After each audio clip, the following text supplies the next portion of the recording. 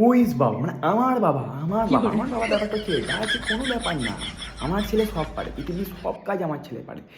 ভুল করে আমাদের দোকানের সামনে দিয়ে যাচ্ছি, তখন আমি বলছি যে বাবা ভালো তো, হুট করে যাই এদিকে শোন, এই কাকুটাকে একটু ছেড়ে দিয়ে তো, আমি কি র্যাপিডোওয়ালা, আমাকে পুট করে গাড়ি ছেড়ে দিয়ে কাকুটাকে ছেড়ে দিয়ে তো। তারপরের দিনে একটা দিদিমা আমার যেতে পারছে না, এরকম করে কাঁপছে, বলছি তাকে দিয়ে তো। আলটিমেটলি ব্যাপারটা হচ্ছে আমি বুঝতে পারছি না ফ্রি কেন।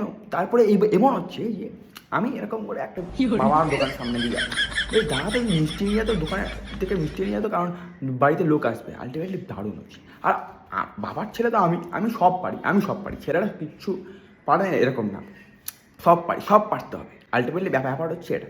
আবার সেম জিনিস, বাবা মার সঙ্গে ঝামেলা হয়, বাবা আমাকে তুলে ধরে। আর আমি কী করেছি, বাড়িতে একটা কুকুর এনেছি, কিস্তি খাও, কে খাবে? আমি।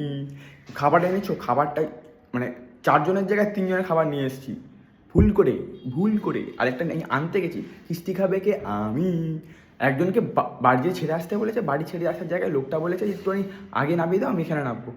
ওই লোকটা পরে আগে ফোন করে বলছে আমি একটু আগেই নেমে গেছি, কিস্তি খাবে কে?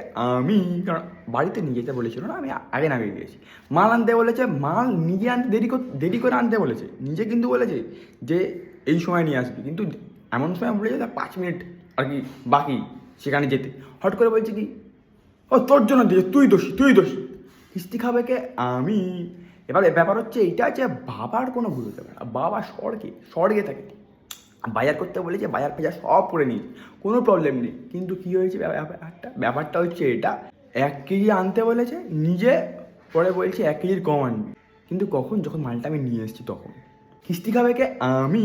যে বৃষ্টি পড়ছে রীতিমতো, পিছনে রেনকোট নিয়ে গেছি, কিন্তু দুটো নিইনি, একটা নিয়েছি। কেন তুই নিসনি? আমারটাও তুই নিবি। কিস্তি খাবে কে? আমি। মানে আলটিমেটলি বলতে গেলে বাবার উপরে কিছু নেই, স্বর্গ ভাই।